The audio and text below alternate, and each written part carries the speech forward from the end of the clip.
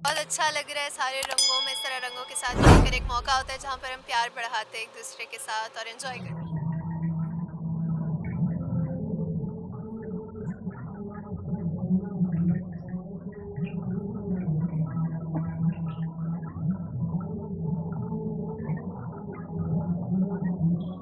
होली जो है ये रंगों की ईद है, प्यार मोहब्बत बांटने की ईद है।